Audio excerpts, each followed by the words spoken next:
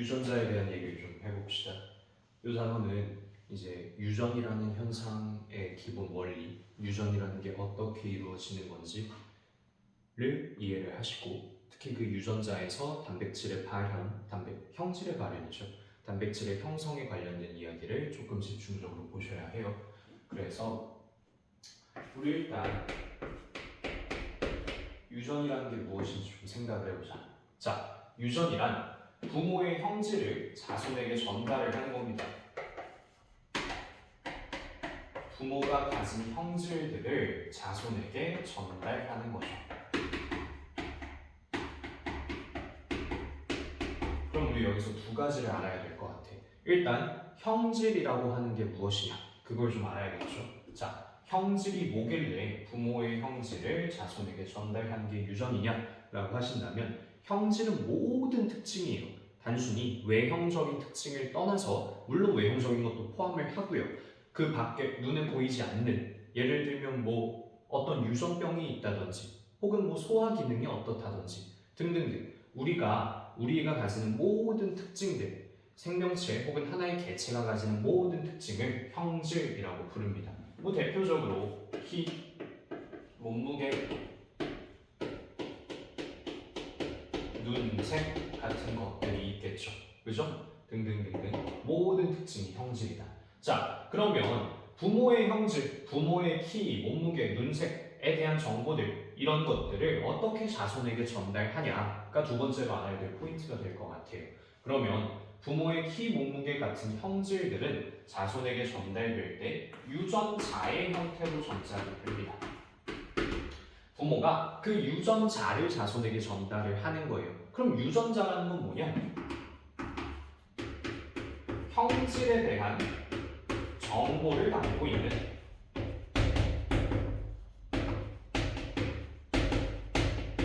DNA의 특정 구간이에요.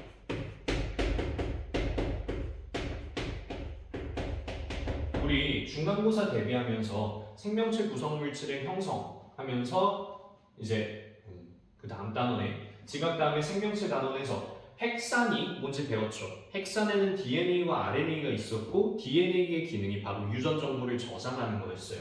그러면 그 유전 정보 중에 형질에 대한 정보를 포함한 것이 유전자다라고 볼 수 있겠고, 사실 거기 있는 모든 유전 정보는 형질이 되겠죠. 그래서 유전자는 DNA의 특정 구간이다. 쉽게 말해서 부모는 자손에게 DNA를 전달하고, 그 DNA에 부모의 키, 몸무게, 눈색과 같은 형질에 대한 정보가 전부 포함되어 있다라는 거예요. 그럼 우리 DNA를 조금 더 자세하게 보자. 자, DNA는 이런 이중나선 구조를 띠고 있죠. 그리고 여기 수많은 염기 서열들이 있을 겁니다. 그죠? 그랬을 때 예를 들어 여기서부터 여기는 키를 결정하는 유전자, 여기서부터 여기는 눈색을 결정하는 유전자, 여기는 키, 여기는 눈색, 또 조금 띄어서 여기서부터 여기는 뭐 몸무게를 결정하는 유전자, 이런 유전자들이 있을 수 있겠죠. 그죠? 키를 결정하는 유전자, 눈색을 결정하는 유전자, 몸무게를 결정하는 유전자. 자, 근데 우리가 알아둬야 할 거는 DNA에서 지금 보시면 키 유전자는 여기 있고 눈색 유전자는 여기 있어요. 근데 그 사이에 비어있는 공간이 있죠. 비어있는 구간이 있어요. 즉, 키랑 눈색 유전자 이 구간 사이에는 아무런 정보가 없는 구간들이 매우 많이 존재해요. 그래서 DNA에서 사실 95에서 99%까지는 이렇게 아무런 의미를 포함하지 않는 구간이고요. 실질적으로 유전 정보를 포함하고 있는, 형질에 대한 정보를 포함하고 있는 유전자라고 부를 법한 구간은 많이 잡아봤자 5% 적게는 한 1% 정도밖에 되지 않는다 알고 있으면 되겠고요. 자, 그럼 DNA는 이렇게 생긴 건데 이게 자손에게 이 형태 그대로 전달되지는 않아요. 이 DNA라는 게 매우 얇은 두 가닥의 실이죠. 그죠? 그럼 이 실에 동그란 단백질들이 엮여있는 형태를 띱니다. 우리는 이 단백질을 히스톤 단백질이라고 불러요.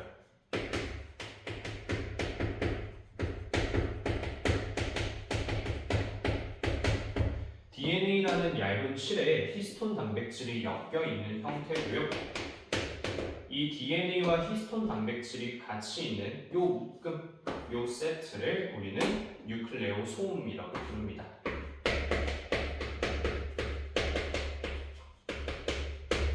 그래서 이렇게 DNA라는 실에 히스톤 단백질이라는 구슬이 꿰어져 있는 형태를 띠고요. 얘네가 응축해서 어떻게 되느냐? DNA 응축 여기에 히스톤 단백질도 엮여 있고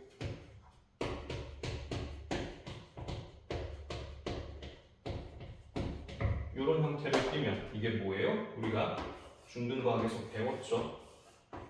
이거 뭐야? 염색체죠, 염색체. 그래서 부모가 자손에게 유전 정보를 전달을 할 때는 염색체의 형태로 전달을 합니다. 염색체의 구조가 어떤 건지만 간단히 알고 계시면 될 것 같아요. DNA에 히스톤 단백질이 엮여서 그게 응축해서 염색체라는 구조를 띈다. 그리고 이 염색체가 자손에게 전달이 됨으로써 부모의 형질이 자손에게 전달된다. 이 정도 보시면 되겠고요. 그러면 우리 그래 알겠어. 부모가 자손에게 염색체를 주고 그 염색체에 DNA가 있고 DNA의 특정 구간에 유전 정보를 저장하는 유전자가 있어요. 그럼 이 구간이 키를 결정한다. 그지? 이 구간이 눈색을 결정한다. 그지? 근데 얘가 어떻게 눈색을 결정하냐고. 아니 여기 눈색에 대한 정보가 있을 거 아니야. 이를테면 내 아들은 까만 눈이야, 내 아들은 파란 눈이야에 대한 정보가 있을 거 아니야. 그지? 근데 이 정보가 실질적으로 어떻게 검은 눈과 파란 눈을 만드냐. 그게 이제 이 단원의 핵심입니다. 이 유전 정보를 바탕으로 어떻게 실질적으로 형질이 발현이 되는가? 어떻게 실질적으로 검은 눈동자 유전자를 가진 아이의 눈동자가 검은색이 되는가? 형질이 발현하는 방법, 형질이 나타나는 방법을 배운 게 이 단원의 핵심이에요. 그래서 우리 이제 정보가 어떻게 실질적으로 외형으로 나타나는가 혹은 이제 발현되는가 이 과정을 좀 알아두셔야 합니다. 정보가 어떻게 발현되는가. 그러면 사실 크게 복잡한 건 아니에요. 예를 들어서 까만 눈동자 유전자를 가진 사람과 초록 눈동자, 파란 눈동자 유전자를 가진 사람이 있다라고 합시다. 그러면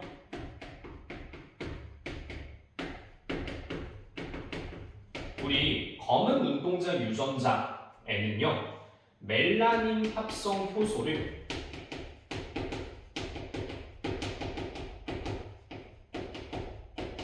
많이 만들어라 라는 정보가 적혀 있어요. 검은 눈동자의 사람의 여기에는요 멜라닌 합성 효소를 많이 만들어라 라는 정보가 적혀 있다고요. 그리고 파란 눈동자를 가진 사람의 유전자에는요 멜라닌 합성 효소를 적게 만들어라 하는 정보가 적혀 있습니다.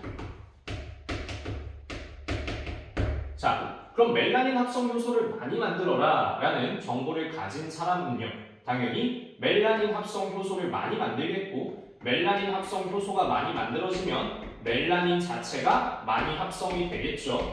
이 사람은 반대로 멜라닌 합성 효소를 적게 만들어라라는 정보가 있으니까 멜라닌 합성 효소가 적게 만들어지겠고 이에 따라 멜라닌 자체가 적게 만들어지겠다. 그지? 그럼 멜라닌이 뭐예요? 검은색을 띠는 검은색을 표현하는 단백질이에요. 그럼 검은색을 표현하는 단백질이 많은 사람은 검은 눈동자가 되고 검은색을 표현하는 단백질이 적은 사람은 초록 눈동자 혹은 파란 눈동자가 되겠다라는 얘기죠. 그래서 정보를 통해서 어떻게 실질적으로 발현이 이루어지냐라고 한다면 이 정보를 기반으로 바로 단백질을 합성하기 때문이에요.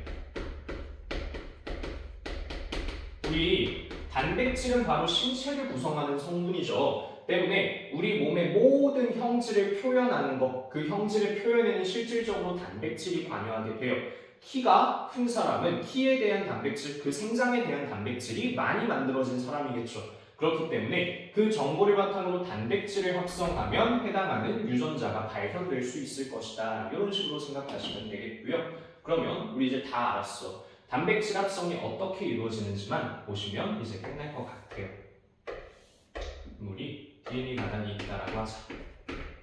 DNA 한쪽 가닥에 아데닌, 구아닌, 사이토신, 아데닌, 타이민, 구아닌, 구아닌, 아데닌이 왔다라고 합시다. 여기 타이민까지 하나 더 적을게요. 그럼 반대 가닥에는 당연히 상부 결합을 하는 타이민, 사이토신, 구아닌, 타이민, 아데닌, 구아닌, 사이토신, 사이토신, 타이민, 아데닌 이런 염기들이 올 거예요. 그죠? 그러면 우리 이 DNA는요 기본적으로 핵 안에 저장되어 있는 유전 정보의 원본이에요. 그래서 우리 이 DNA를 핵 밖으로 반출할 수 없기 때문에 RNA를 합성한다 이런 얘기 이전에 했었죠. 그게 무슨 말이냐면 우리 세포 파트 배웠으니까 단백질을 합성하는 기관이 어디예요? 리보솜이에요. 리보솜은 핵 밖에 있단 말이지. 근데 DNA는 어디 있어? DNA는 핵 안에 있고 단백질을 만드는 공장은 여기 밖에 있다고. 근데 단백질을 만들기 위해선 어떤 단백질을 어떻게 만들어요? 라는 정보가 필요하잖아. 그 지시서가 핵 안에 있다고요.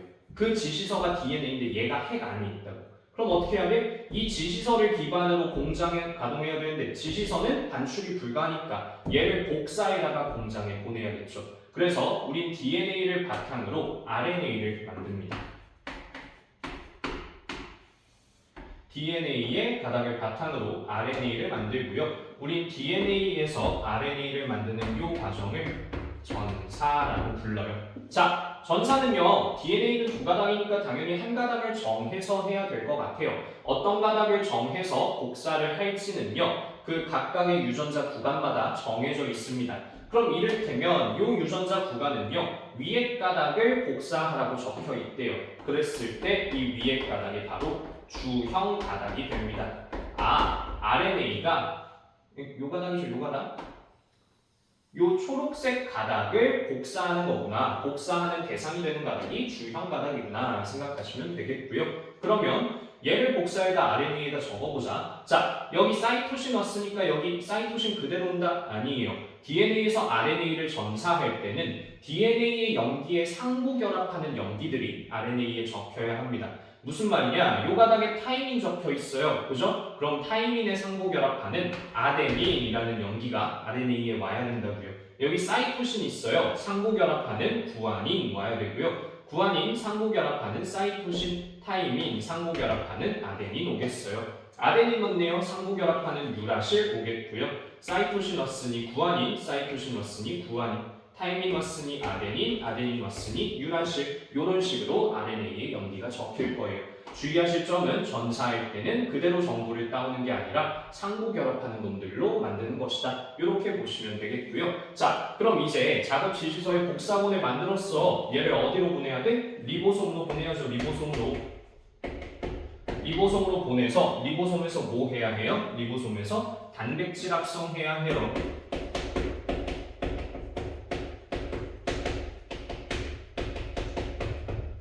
RNA의 정보를 바탕으로 단백질을 합성해야 된다고요. 우리 이 과정을 번역이라고 불러요.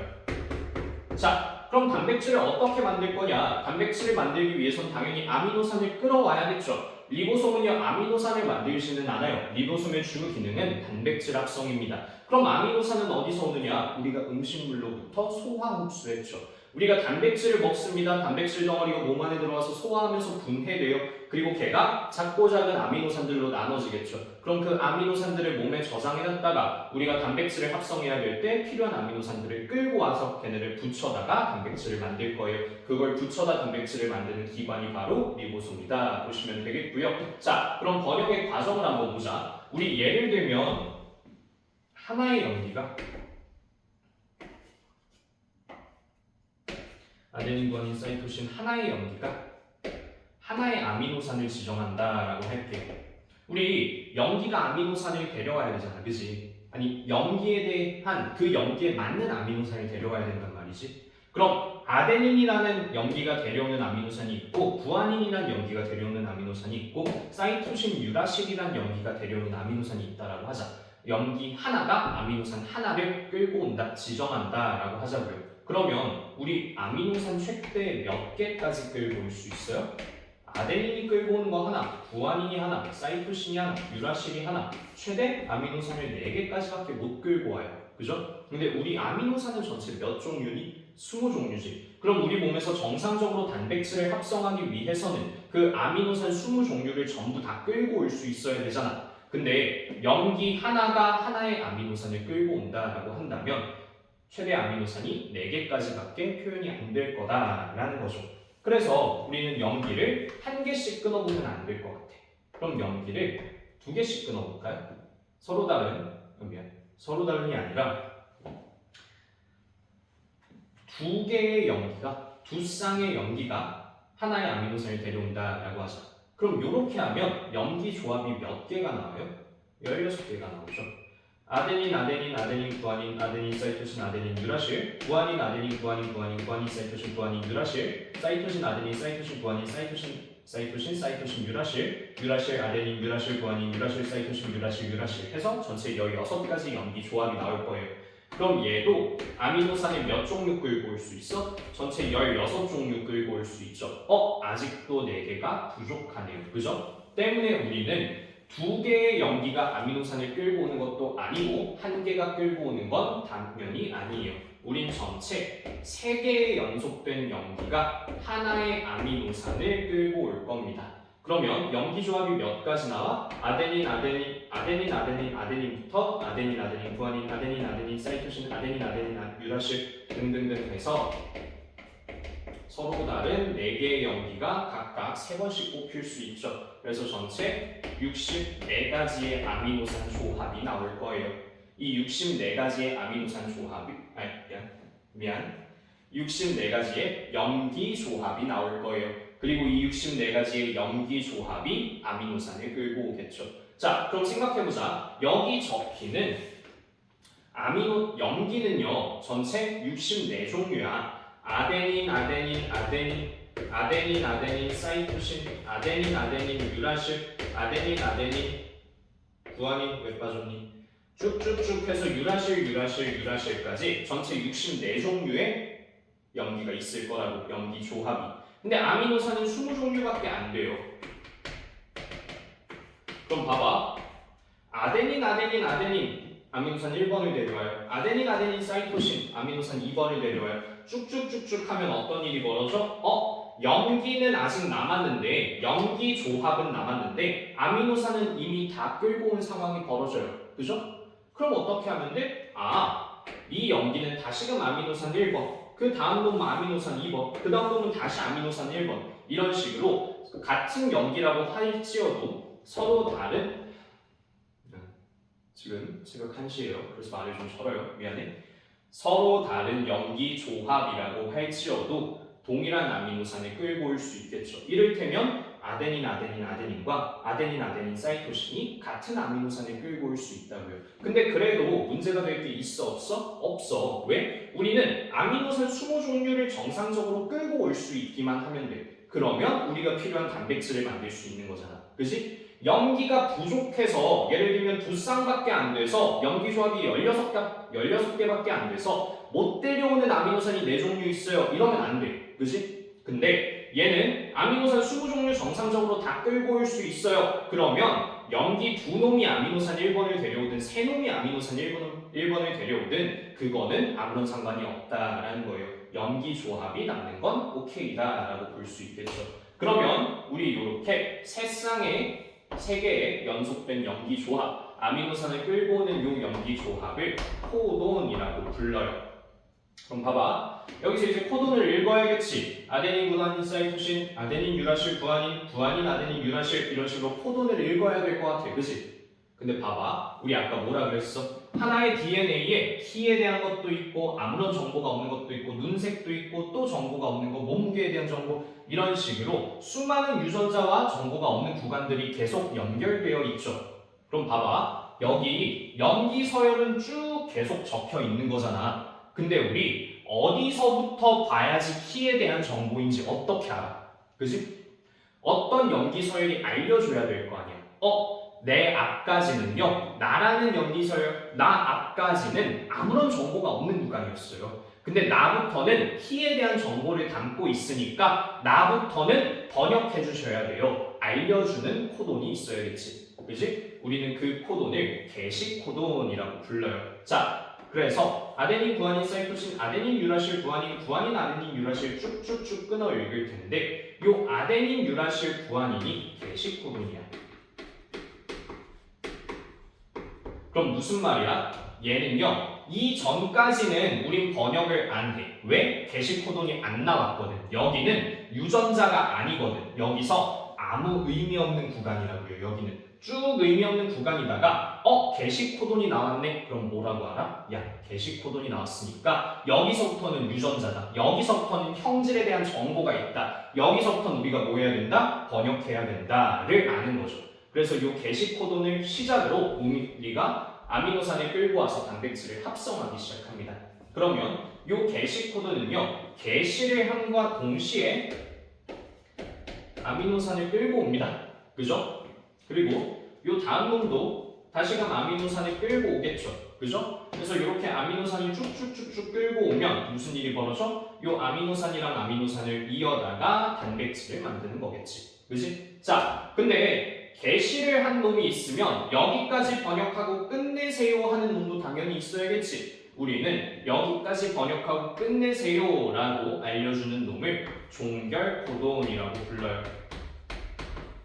자, 그럼 우리 코돈에 대해 다 배웠어. 코돈에는요, 여기서부터 번역하세요 알려주는 게시 코돈이 있고요. 나 앞까지만 번역하세요 라고 알려주는 종결 코돈이 있어요. 자, 이게 무슨 말이냐면 무슨 말인지 설명 다 했죠? 여기서부터 번역하세요 알려주는 게시 코돈이 있고요. 여기 앞까지만 번역하세요 알려주는 종결 코돈이 있어요. 그래서 전체 코돈은 몇 종류였어? 코돈은 64종류였어. 근데 이 64종류의 코돈 중에 게시 코돈 몇 개 있어? 게시 1개 있어. 종결 몇 개 있어? 3개 있어. 오케이? 게시도 안 하고 종결도 안 하고 그냥 아미노산만 끌고 오는, 아미노산만 지정하는 코돈 몇 개 있어? 60개 있어. 근데 전체에서 아미노산 지정하는 건 몇 개 있어? 61개 있어. 그냥 아미노산 지정하는 거 60개라면서요. 근데 아미노산 지정하는 전체 코돈은 왜 61개예요? 자, 게시 코돈까지는 아미노산을 지정해요. 무슨 말이냐? 게시 코돈이라는 놈은 여기서부터 시작하세요 하면서 아미노산도 끌고 온다고. 근데 종결 코돈이라는 놈은 여기서 끝내세요가 아니라 내 앞까지만 하세요. 야, 그러니까 내 앞까지만 아미노산 끌고 오시고요. 종결 코돈 나 나오면 아미노산 안 끌고 와요. 그래서 전체 코돈 64가지 중에 게시 코돈 하나, 종결 코돈 3개, 아미노산을 지정만 하는 코돈, 아미노산 지정만 하는 코돈 60개고요. 전체 아미노산을 지정하는 코돈은 아미노산 지정만 하는 코돈 60개와 게시 코돈 하나 합쳐서 61개다. 이 정도 기억하시면 되겠고요. 사실 제가 지금 말을 못해서 그렇지 그렇게 어려운 내용이 아니에요. 여기서부터 시작하세요 하면서 아미노산 끌고 오고 내 앞까지만 하세요 하고 아미노산 끌고 오는 거. 그래서 아미노산 끌고 오는 건 2개 합쳐서 61개다. 이렇게 보시면 되겠어요. 그러면 이게 바로 우리가 유전자를 바탕으로 형질이 발현되는 과정이에요. 오케이? 우린 요 흐름을, 요 전체적인 흐름을 생명 중심 원리라고 부릅니다.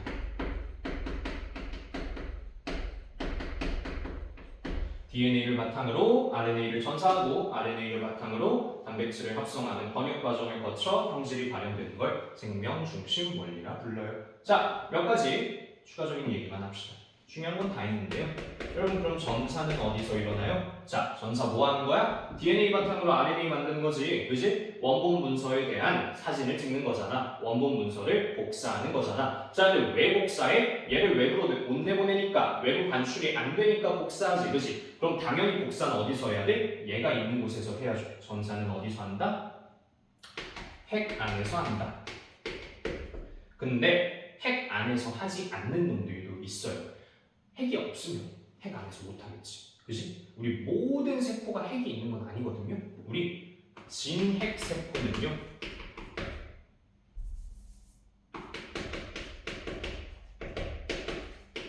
핵 안에서 하고요. 핵이 없는 세포는 원핵세포라 해요. 원핵세포는 어디서 할까요? 세포질에서 하겠죠. 세포질이 뭐야? 세포질이 뭔지 모르면 세포 구조에 대한 파트를 다시 보고 오세요. 세포를 채우는, 세포의 바탕을 채우는 그 액체 성분들을 세포질이라고 불렀죠. 핵이 없으니까 당연히 핵 밖에서 하겠지. 핵 밖은 뭐야? 세포질이라고 부른다라는 거죠. 자, 그 다음에 번역은 어디서 할까요? 번역은 단백질 합성 그리고 리보솜에서 한다.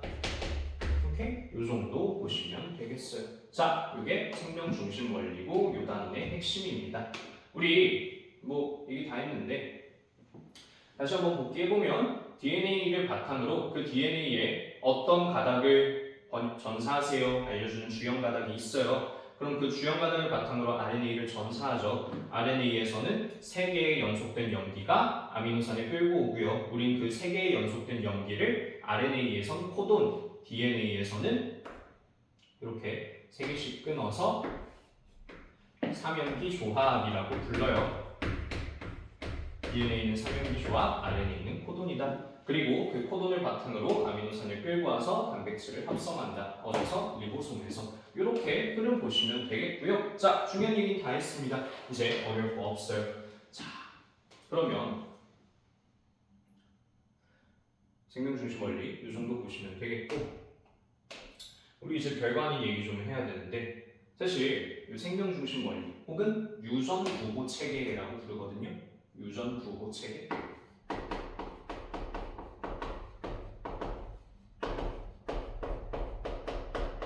유전부호 체계가 뭐냐? 이거 전체 흐름이야. DNA에서 RNA를 만들고 RNA에서 단백질 합성은 이게 유전부호 체계거든요. 근데 조금 더 구체적으로 유전부호 체계는 3개의 염기가 아미노산을 끌고 오는 거 그리고 그 3개의 염기가 어떤 아미노산을 끌고 오는지 그런 게 다 유전부호 체계예요. 이 전체적인 흐름이 유전부호 체계인데 이 유전부호 체계라는 게 신기한 게 우리 사람의 유전부호 체계와 우리 쥐의 유전부호 체계와 우리 물고기의 유전부호 체계와 우리 세균의 유전부호 체계가 전부 같아요. 무슨 말이냐?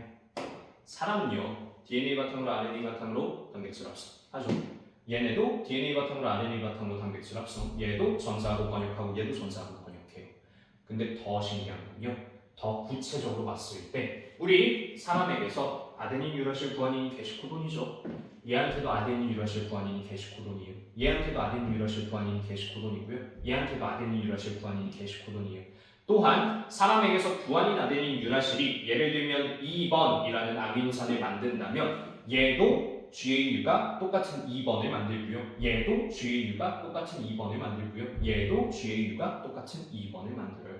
모든 유전 부호 체계, 모든 과정과 그 디테일한 부분들이 전부 모든 생명체에서 동일하다라는 얘기예요. 그럼 이게 왜 그런 거냐? 우린 이걸 토대로 무슨 결론을 내릴 수 있어요?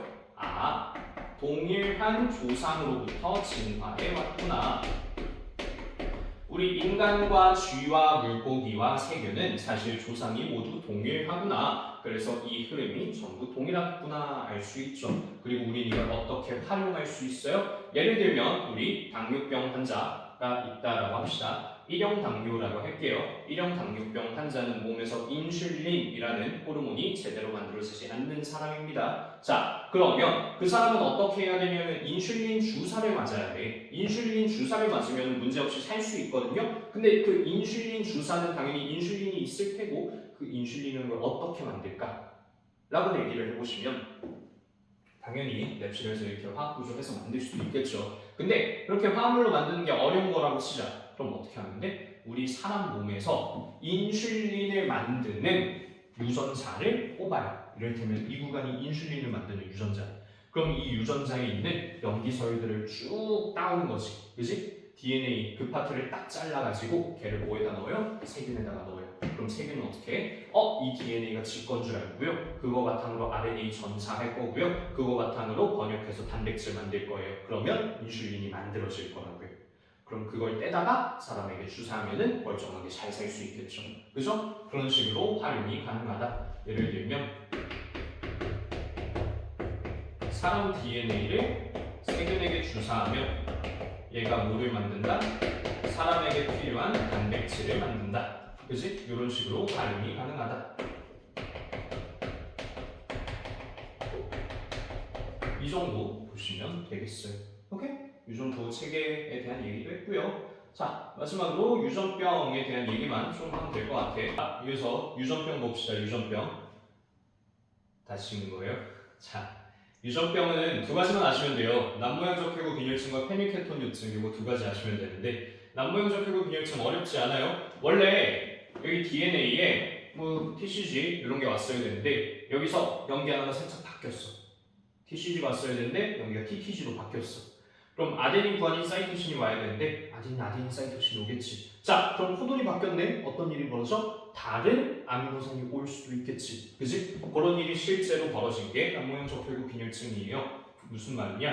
원래는요, 여기 타입 아데닌과 같은 염기가 왔어야 되는데 그 아데닌이란 염기가 올 자리에 타이민이란 염기가 DNA에서 잘못 왔고요. 그 잘못 온 염기 때문에 RNA의 코돈이 바뀌었고요. 결과적으로 글루탐산이란 아미노산이 끌려왔어야 되는데 발린이란 아미노산이 잘못 끌려왔습니다. 자, 그럼 아미노산의 종류가 바뀌면 어떻게 돼요? 아미노산의 종류가 바뀌면 단백질의 구조가 변하죠. 그래서 헤모글로빈 단백질이 원래 이렇게 동글뱅이 모여서 동그란 적혈구를 만들었어야 해요. 근데 발린이란 아미노산이 잘못 오니까 헤모글로빈이 이렇게 길게 배열되더라. 그래서 헤모글로빈이 길게 배열되니 적혈구가 이런 난모양을 띠더라 라는 게 난모양 적혈구 빈혈증입니다. 적혈구가 난모양이 되면 왜 아파요? 적혈구가 난모양이 되면은 기존의 적혈구가 하던 산소 운반을 제대로 못해요. 산소 운반 능력이 떨어지고 얘가 혈관에서 다른 적혈구들과 응집하여 혈류의 흐름을 막습니다. 그래서 빈혈이 나타난다. 요게 난모양 적혈구 빈혈증이고요.